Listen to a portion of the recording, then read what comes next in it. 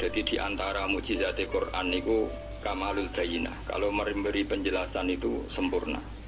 Sehingga ulama mengatakan imanul muqallid, imannya orang-orang yang asal ikut kiai, asal ikut guru, asal ikut buku, itu mukhtalaf alaih. Bahkan saya sendiri cenderung mengatakan iman itu tidak diterima. Karena manusia dibekali akal, inginnya Allah itu dengan akal itu dia punya kepermanenan iman, apa? Punya kepermanenan apa? Iman, dan dengan itu dia imannya mujma' alaih, mesti diterima oleh Allah Subhanahu wa ta'ala. Karena bin nadzari sahih, dengan logika yang benar. Dan logika yang benar itu gampang sekali. Beberapa ulama tentu tahu sekali, bukan sekedar tahu sekali, karena itu diajarkan Allah dan Rasul. Misalnya begini, kata Allah, saya kalau baca ayat-ayat ini itu sering nangis, karena Allah yang Tuhan itu sebenarnya tidak butuh kita. Saya ulang lagi, Allah yang Tuhan itu tidak butuh kita, juga tidak butuh iman kita. Tapi Allah ingin hambanya itu berakal, ya, karena agama itu liqaumi yaqilun, sehingga berpikirnya benar. Misalnya gini kata Allah, enggak apa-apa kamu menuhankan selain saya, itu enggak apa-apa kata Allah. Enggak apa-apa Yesus kamu katakan Tuhan, enggak apa-apa kamu katakan batu Tuhan, enggak apa-apa. Tapi tolong prosedur, ya, prosedur atau persyaratan menjadi Tuhan itu kamu lengkapi, yaitu punya prestasi menciptakan langit dan bumi. Kalau tidak semua surun semen kata Allah, sementing urun, ya. Jadi sebetulnya itu kan rasional. Misalnya enggak apa-apa kamu merasa jadi presiden atau gubernur atau jadi wali atau jadi apa, yang penting prosedurnya dipenuhi. Itu kayak apa Allah baiknya pada kita. Sehingga saya berkali-kali, makanya menurut saya orang alim itu wajib memaklumatkan kalau dirinya alim, supaya jelas aturan mainnya. Yang dilarang Allah itu kan memaklumatkan alim kemudian ingin hadun nafsi, ingin salami template, dicucuk, dihormati, itu kriminal. Itu orang alim gendeng, sudah gendeng sekali. Karena khasnya orang alim itu tentu cari ridhonya Allah, bukan ridho khalqi, bukan ridhonya apa? Makhluk itu lah saya, tidak siapa-siapa. Dan kita harus baku seperti itu. Kenapa kalau orang alim nggak memaklumatkan kealimannya itu dikatakan salah? Karena fungsi orang alim adalah membawa bayinat, membawa ayat-ayat Allah, bukan kepentingan apa? Pribadi. Makanya Rasulullah nanti duga ngendikan idza zuharatil fitanu wal fita'u fal yudhiril alim ilmahu wa illa fa'alaihi la'natullah wal malaikati wan nasi ajmain. Jika zaman akhir banyak bid'ah, banyak kebodohan, maka orang alim wajib menampakkan kealimannya. Jika tidak, maka dia mal'un, dilaknati langit dan bumi. Karena sebetulnya logika tentang Tuhan itu gampang sekali. Saya ulang lagi ya. Saya punya sekian contoh betapa tauhid itu mudah. Jadi kalau ada orang bilang ikhlas itu angel, ya dia sendiri goblok karena nggak tahu logika nopo. Ikhlas itu justru gampang. Misalnya kamu ngamal demi manusia, manusia itu umurnya hanya berapa coba? Kan pasti mati. Lalu kalau dia mati tidak berkutik, bagaimana Anda bersandar sama seseorang yang mati dan tidak berkutik? Sama-sama bersandar sama zat yang al-hayyul qayyum, sama zat yang abadi. Kamu latih terus akal kamu. Misalnya saya punya jamaah banyak, mereka itu kan nggak jelas surganya. Kok tarap-tarap syafaatnya piye? Soalnya jamaahku pun rokok kabeh. Kan nggak mungkin nyafaati saya.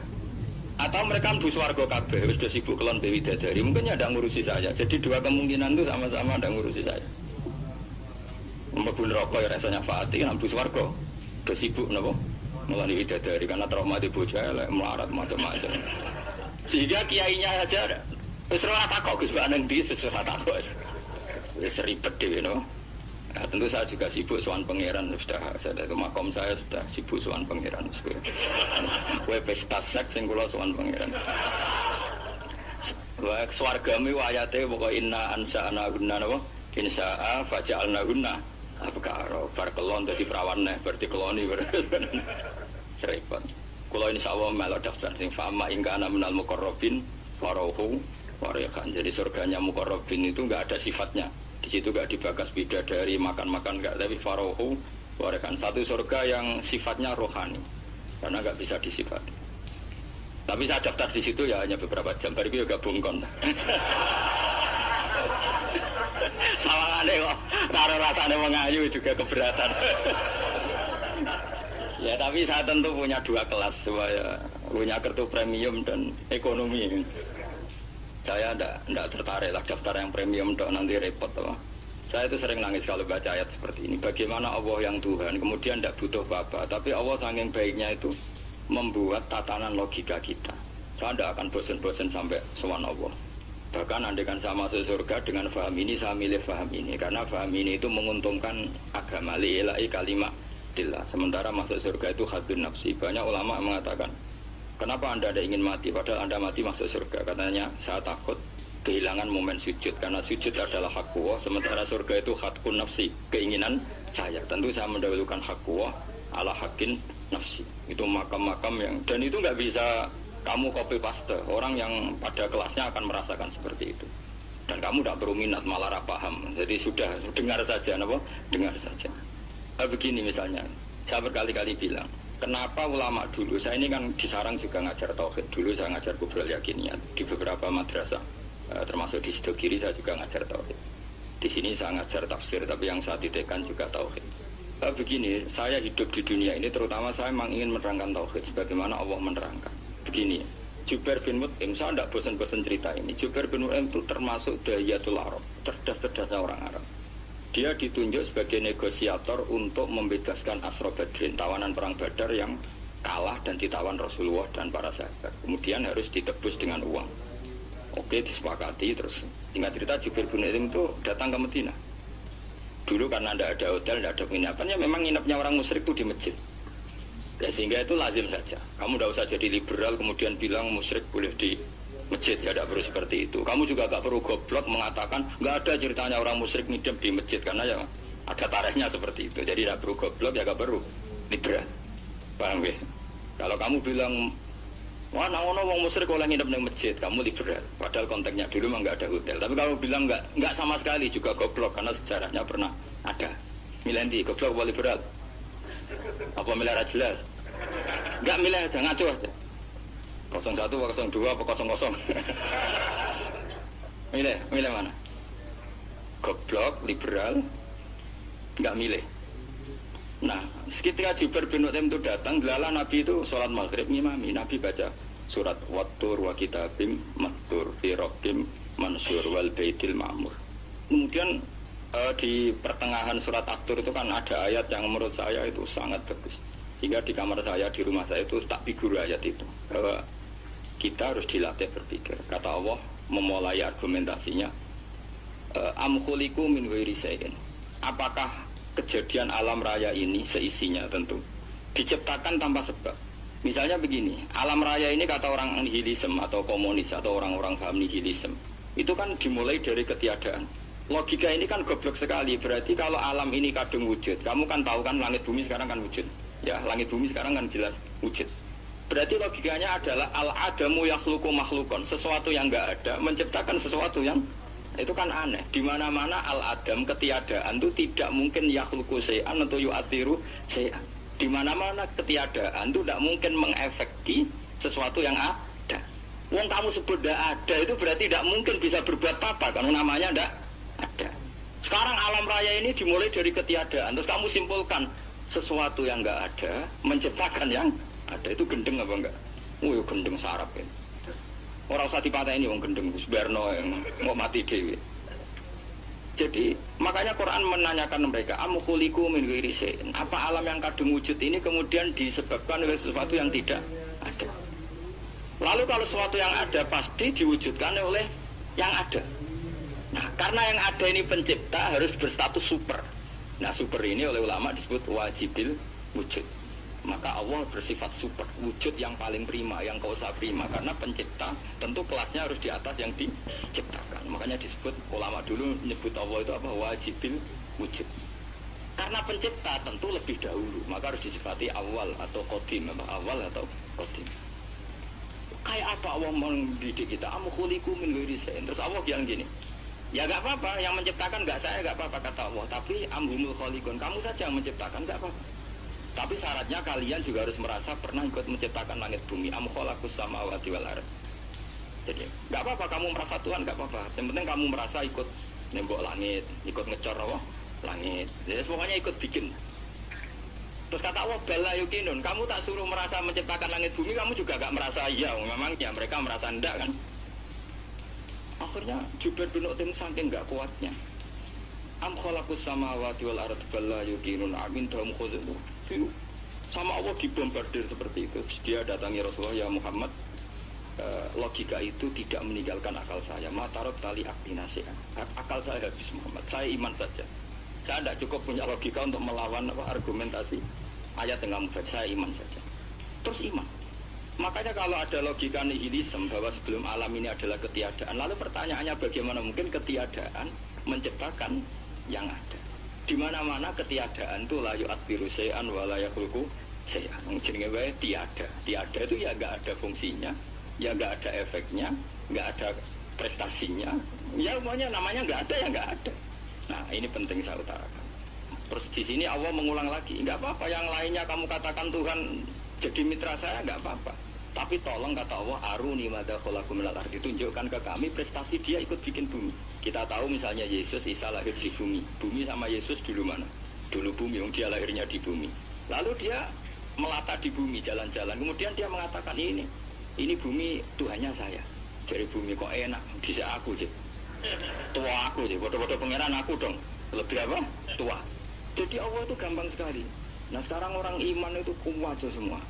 Makanya ada wali-wali imane be Allah takdir njaluke aneh-aneh njuk bojo ayu sugih jabatan bela Allah secara hujah aja enggak pernah sudah minta. Makanya ini kita ini hidup di zaman yang saraf masal. Lho kalau ini njaluk pengiran akeh-akeh kuwi coba kamu bela Tuhan tuh pernah bela apa? Bela Tuhan tuh gampang dengan argumentasi al-hujjah yang supaya agama ini tamkin fil ard, benar-benar mapan dalam logika. Yaitu tadi di mana-mana yang namanya sebab itu amrun wujudiyun, di mana-mana sebab itu sesuatunya harus wujud. Paling tidak kita sudah menolak nihilisme apa nihil. Lah wujud karena wujud awal harus berstatus prima. Lah prima itu dalam bahasa ulama disebut wajibil wujud. Makanya ulama dulu ngelatih kita itu pertama Allah itu siapa? Lah sing wajibil wujud. Itu satu filosofi yang luar biasa. Kemudian setelah itu ada setan-setan kecil yang nganggur, yang iseng. Nah itu nggak usah kamu perhatikan. Tinggal delok TV, ngopi, terus tinggal nyatek lata. Enggak saya tamak, pingsan deh. Syukur-syukur stres deh. Dugaan saya, setan saya itu pingsan, kurang gizi. Karena memang setelah itu setan itu udah gini. Lalu sebelum Allah jangan-jangan ada wujud yang lain. Lalu Allah sendiri awal mulanya gimana? Kata Nabi, jika ada pertanyaan seperti itu kamu harus berhenti. Tinggal delok TV atau tinggal tengok delok dangdutan. Ya kalau kepeksa apa-apa, ngomong kelasem lah. Saya ada menghalalkan tapi kan sudah kamu lakukan. Karena itu lebih baik ketimbang pertanyaan filsafat. Banyak orang yang dulu sholat ketika sekolah filsafat tidak sholat. Alasannya sampai menemukan jati diri itu Tuhan. Dan itu bahaya sekali karena Nabi berkali-kali bilang kamu jangan mikir tentang Allah pasti rusak. Orang kok mungkin rusak, dari Nabi pasti rusak. Nah cara menghentikan gimana? Karena setan ini makhluk, akal-akalannya gampang. Tadi tak warai, ini saya sebagai ulama atau sebagai manusia atau sebagai orang awam atau sebagai siapa saja, kadang ada pertanyaan seperti itu. Tak tinggal anggeling dharma, kan pusing setan, ini kan ngenteni. Wah, ngenteni bar lo anggeling dharma. Bariku aku lesu mangan mie, bar mangan mie waret turu, kan dia ngenteni terus. Mau bikin was-was lagi. Ternyata saya sibuk kan nggak bisa masuk deh. Bangun tidur aku selali pertanyaan tadi. Dinteni. Nah dia masuk lagi aku sibuk ngajak anak jalan-jalan. Jadi saya kalau jalan-jalan di pasar itu wis enteni tan santai wae. Itu memang resep dari Rasulullah. Jangan sampai orang terjebak filsafat yang sampai menanyakan eksistensi Tuhan. Dan dia tidak mau iman, tidak mau sholat, tidak mau puasa sampai menemukan Tuhan itu siapa. Itu jelas minas syaitonir rajim, itu perilaku setan. Makanya Rasulullah setiap ditanya sahabat gitu itu Nabi guyu.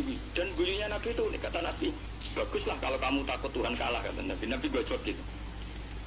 Maka ada ulama yang punya seni berargumentasi, yaitu Imam Ghazali. Jika setan tanya kamu, lalu sebelum Allah jangan-jangan ada wujud yang sebelum Allah. Kata Imam Ghazali, yaitu saja yang Tuhan, yang Allah ini enggak jadi Tuhan. Ya berarti wujud sebelum Allah itu yang benar-benar Allah. Kalau kamu bayangkan lagi, jangan-jangan sebelum itu ada wujud lagi, yaitu saja yang benar-benar Allah. Sehingga tetap Allah itu menang terus. Paham ya? Yang jelas jangan sampai didahului Adam, karena kalau didahului Adam lebih ngeri lagi, karena sesuatu yang nggak ada menciptakan yang ada itu lebih buruk lagi menurut Adam. Menurut apa Adam? Nah, daripada kamu nggak saling Imam Ghazali, tinggal saja ndelok tadi ndelok jenetron, ndelok yang lucu aja, ndelok yang lucu-lucu, ndelok apa mencari Tuhan, pokoknya yang aneh-aneh, yang goblok-goblok, yang lucu-lucu, yang perane wong apa Lha saya sering diproses saya, Gus Salim jenengan kok sering delok sinetron sing ana dialog kok goblok-goblok. Wong goblok ku menarik cara kula. Apa ya? Cara pandangnya di luar dugaan saya karena lalu berkali-kali loh kalah wong goblok. Jadi makanya ini tak cerita nih beberapa kali ini dari besok cerdas berkali-kali kalah wong goblok. Ada seorang santri itu ingin dibelikan bapaknya itu sepeda motor. Bapaknya wong desa, senengane ngurmat sapi wedhus. Lah menurut saya ya orang tuanya itu mampu lah, sangat mampu untuk beli. Pak buat itu kok nama wong sepeda motor. Kata bapaknya, mana aku nung cek mondok tak goblok Gus. Oh jaluk kok sepeda motor, jaluk mobil ora ya goblok. Lah kok goblok Pak? Jenenge dunya iku Gus, sing lahirno dunya kok sapi ku ndek anak, wedhus ndek anak jenenge dunya. Di mana-mana jenenge dunya sing lahirno dunya. Iki dunya kok mangan dunya. Mergo motor iku kan tuku bensin, mobil. Iku cara dene iku goblok kesuat. Berarti kabeh kiai goblok perkarane tuku donya sing ngentekno donya. Cara dene donya iku sing lahirno donya. Iku pinter iki. Untungnya saya ini ulama ya, ahli tafsir ya malu. Saya kalah itu ya malu. Tapi saya sebagai orang objektif fair, itu teori benar apa? Jadi donya iku ya sing lahirno donya kok mangan donya iku goblok. Untungnya dia dengan saya itu jaraknya 5 kilo 7 kilo karena TCT. Lala dia diterpar sepeda motor, tapi tetap mau kalah. Pak, nanti jalan kaki saja. Karena kalau pakai motor ini kegoblokan kata saya. Terus mendingan nih, loh Gus mau kalah tadi.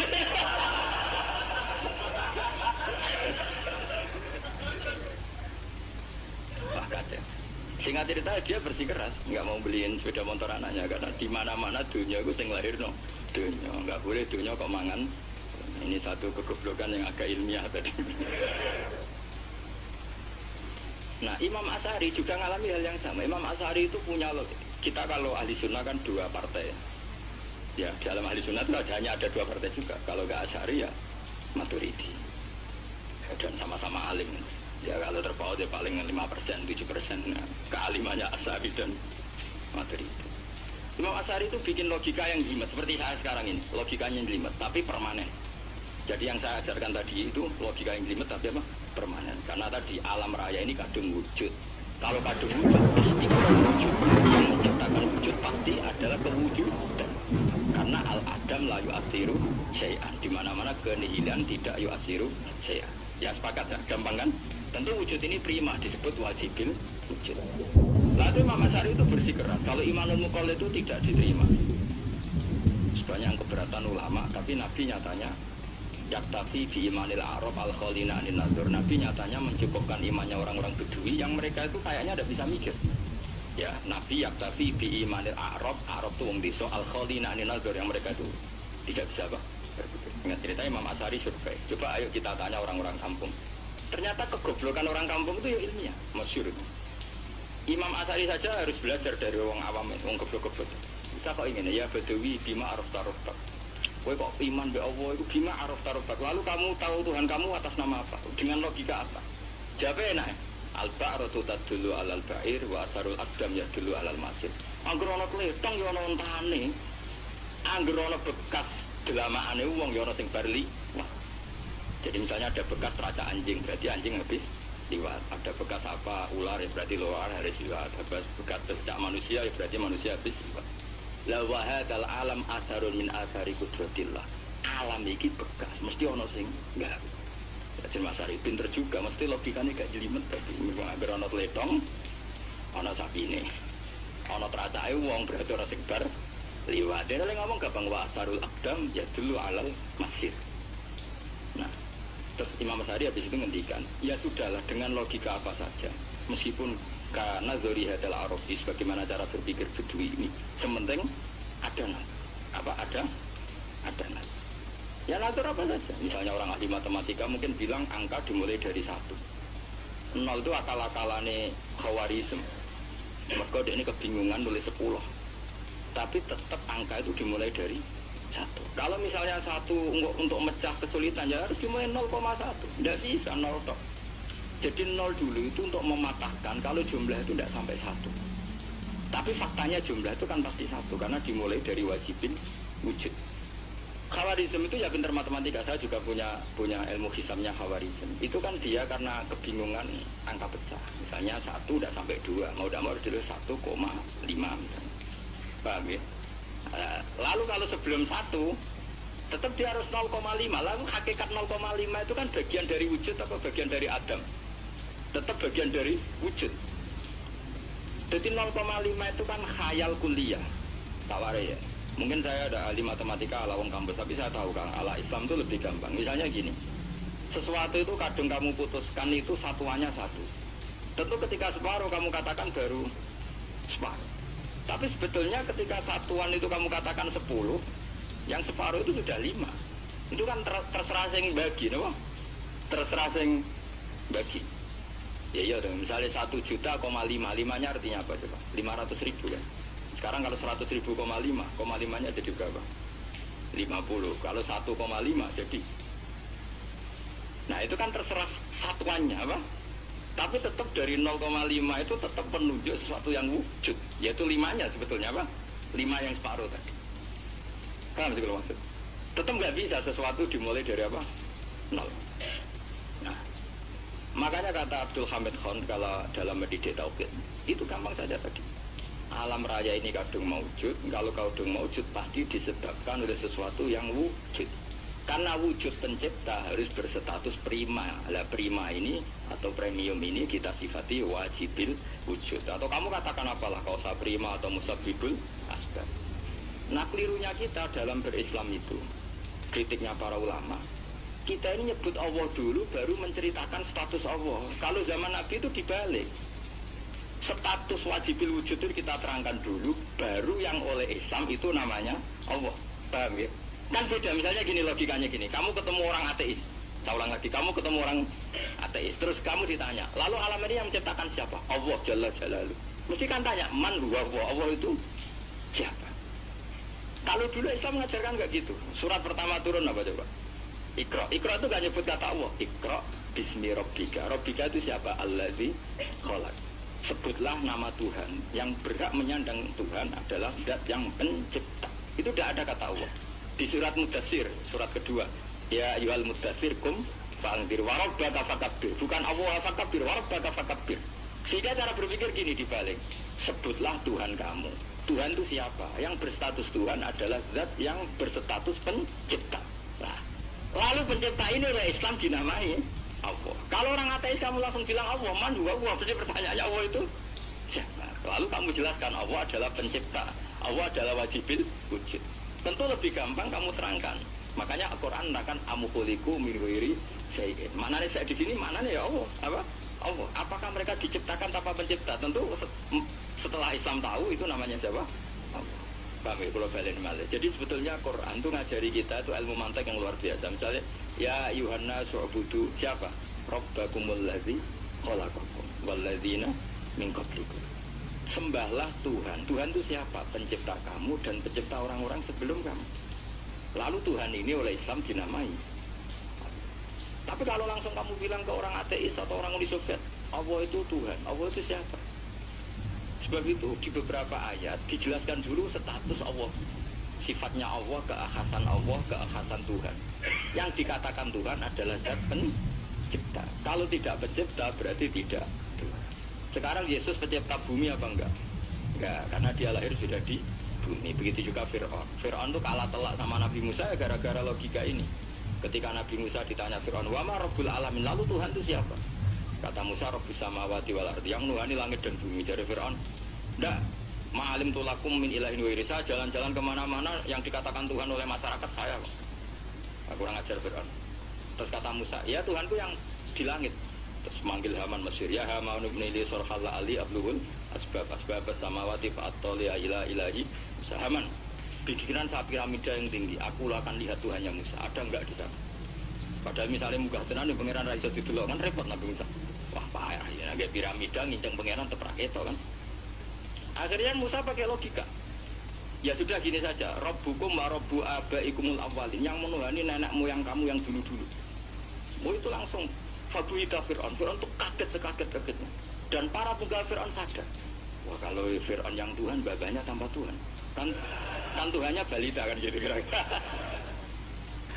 Tuhannya balita, Tuhannya barulah. Itu kan jadi logika yang mematikan. Kalau Fir'aun Tuhan berarti babanya dulu yang wujud itu tanpa Tuhan, karena Tuhannya baru lahir. Ini ada Tuhan kok datang terlambat ini kan. Akhirnya para punggawanya Fir'aun iman, macam gendeng ya Fir'aun ini gendeng. Itu pentingnya logika Rabbukum wa Rabbu abaikumul awwal. Nah sekarang orang tuh nggak belajar logika.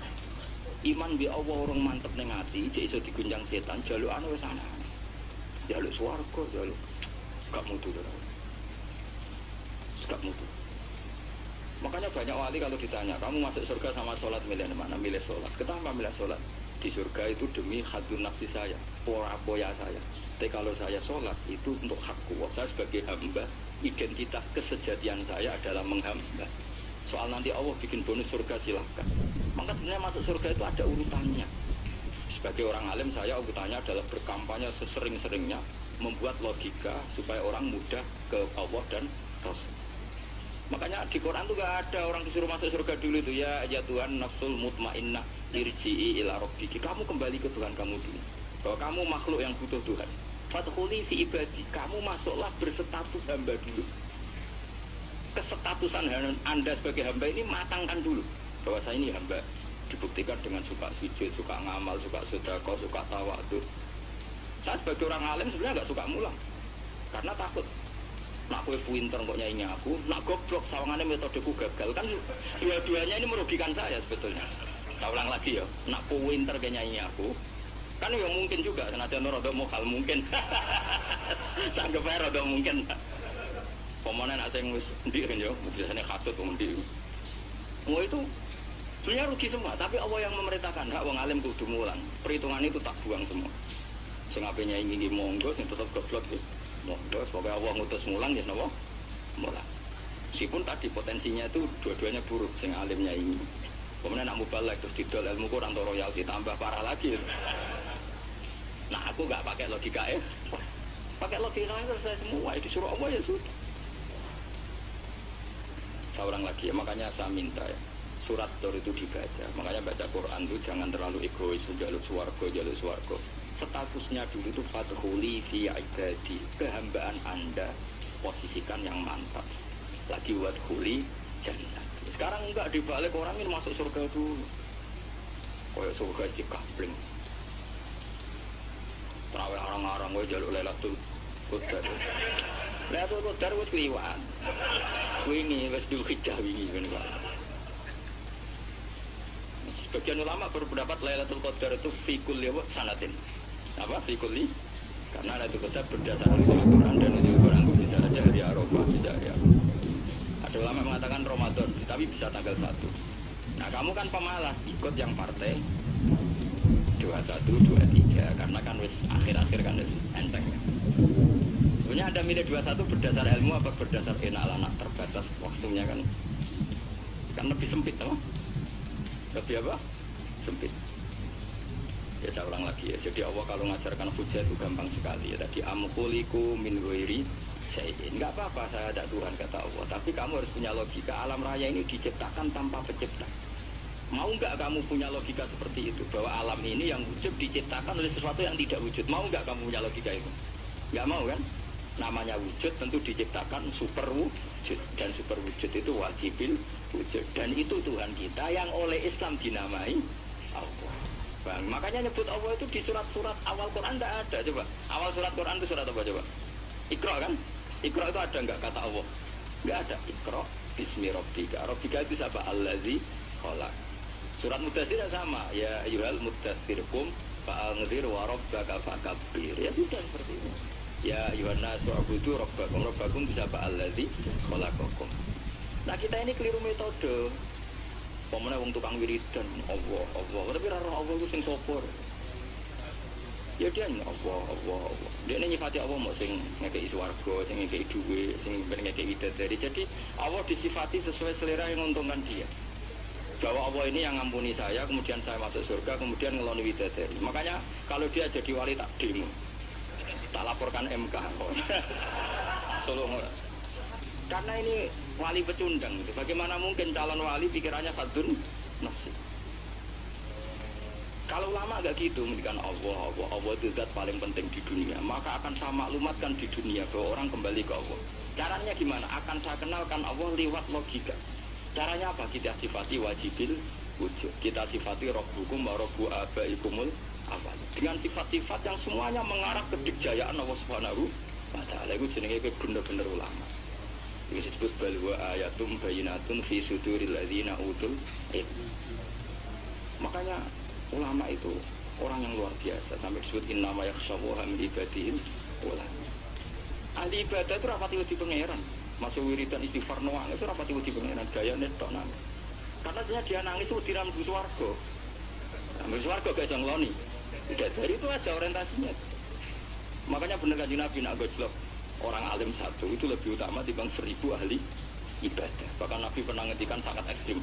Fadlul alim alal abid kafadli ala adinakum. Keutamaan orang alim dibanding ahli ibadah itu sebagaimana kelas saya, kata Nabi, dibanding kelas terendah kalian.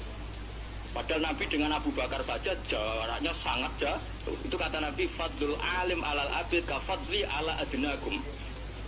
Keutamaan orang alim dibanding orang abid sebagaimana keutamaan saya dibanding sahabat paling rendah. Karena tadi abid itu ada fortunate, tapi kamu jangan benci abid ya. Karena kamu ya orang alim, orang abid. Saya saja yang kritik, saya yang tanggung jawab di depan Allah. Orang abid itu kadang kan wiridan nganti nangis, pikirannya apa juga? Serasa mungkin apa wiridan pikiran aja di sepuro dosa nih, terus apa kan? Menuju swarga, terus apa kan swarga? Aku takut. Saya aku takut, ayo saya ngapain ke swarga? Apa kegiatan? Rencana pertama ya, Om. Terus gak usah munafik biasa weh. Mau inna ansa'na guna apa? Insya Allah kalau ada jujur apa jujur. Bandingan kalau orang alim. Orang alim itu ketika nyebut Allah itu iri ya Allah. Kenapa di dunia ini ada makhluk lain yang menandingi engkau? Saya ada itu. Kenapa di dunia ini ada syarik orang yang dimitrakan seperti engkau? Maka orang-orang alim ini ingin memaklumatkan bahwa la syarika lak labbaika wa humalak baiklah syarika lak innal hamda wa ni'mata laka wal mulka la syarika lak. Sehingga para nabi itu memaklumatkan itu, engkau saja yang Tuhan ya Allah, semua nikmat dari engkau, semua kepemilikan ini milik engkau, la syarika lak labbaik. Dimaklumatkan ke dunia innal hamda wa ni'mata, itu dimaklumatkan. Enggak ada kepikiran mereka masuk surga karena mereka ingin memaklumatkan bahwa Allah ini yang Tuhan. Sama tak ceritani Nabi Ibrahim jadi Khalilur Rahman, rumang samu kakan wiridan kaya kowe ndak. Wiridannya Nabi Ibrahim sama-sama mungkin banyak sampean.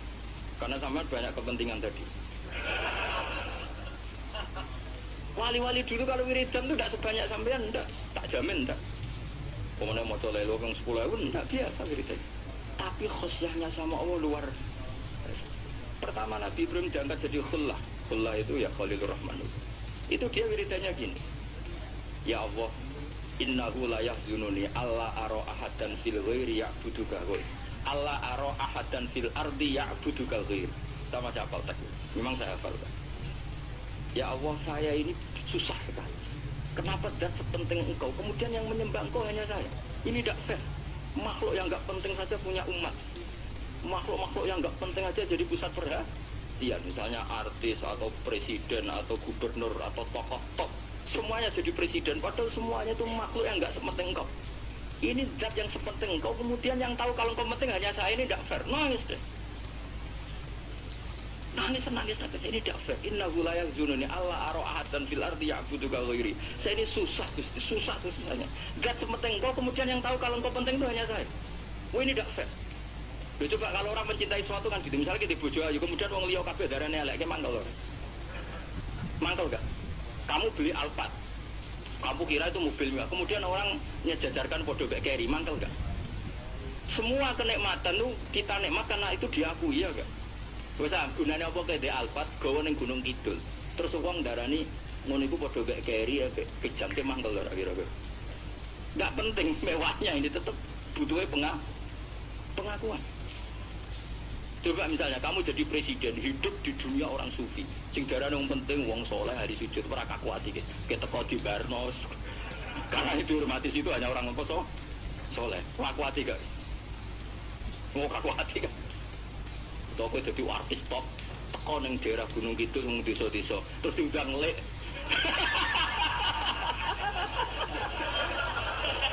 Oh, mangkel kae. Lek bayang dong.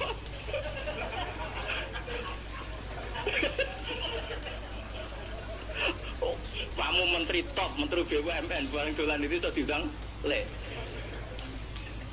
Matus walang lek ngono. Semua kan. Karena orang keren itu butuh pengakuan apa? Wes misalnya di bojo ayu terus wong dia kabeh darane elek ki mangkel gak?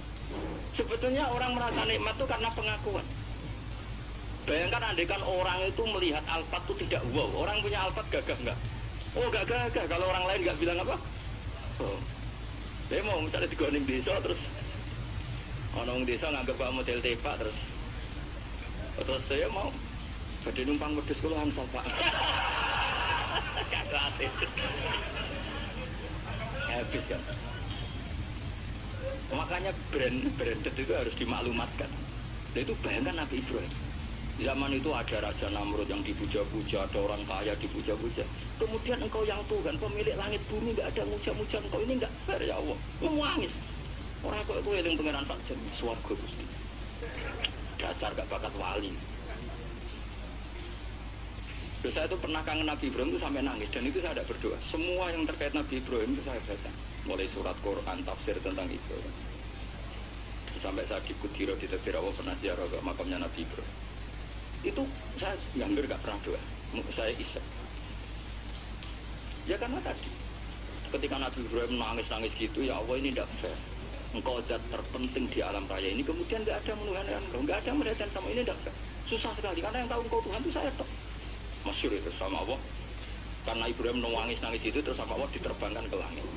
Disebut wakadzalika nuri Ibrahim malakutas sama Allah. Di langit ada jutaan malaikat sujud, jutaan malaikat rukuk, jutaan malaikat baca tasbih. Nabi Ibrahim oke, Gusti kalau gini ya benar, ini baru benar kata gitu. Makanya terus Allah dengan keangkuhannya, karena Allah punya sifat angkuh dan itu sah walahul kibriya, kan sifat angkuh baik untuk Allah tapi tidak baik untuk makhluknya, dan Allah dengan sifatnya walahul kibriya. Kata Allah, kalau nasihati para nabinya, kamu tidak usah susah jika di bumi jarang orang nyembah saya. Innalladzina 'inda rabbika yusabbihuna lahu bil-laili wan nahar wa hum la yasamun. Kamu tenang saja, orang yang di sana di langit-langit itu maksudnya para malaikat itu bertasbih siang dan malam. Wa hum la yasamun, dan mereka tidak berhenti-henti, tidak bosan-bosannya bertasbih. Jadi Nabi itu baru terhibur kalau yang diidolakan itu keren. Itu Nabi, itu wali. Itu wali kutub, itu wali. Kamu enggak nyebut Allah itu. Sebenarnya kamu bukan gak ingin kan bangun malam ingat Allah. Berhubung utamu aja. Terus Allah buat libat, buat penyaurkan sebenarnya itu. Kamu ingin jadi bupati, sebenarnya kamu gak kangen Allah. Kamu ingin jadi bupati, terus Allah buat jak koalisi kan gitu. Terus malam-malam Allah, ya Allah ini hambamu ya Allah minta. Sebenarnya kamu kangen Allah apa kangen keinginan kamu? Terlalu menyindir banyak orang ya, maksudnya ini cerita saja. Ya sudah, ini kayaknya kok banyak yang tersindir, tapi ini kan ngaji, yang ngaji itu harus naik kelas.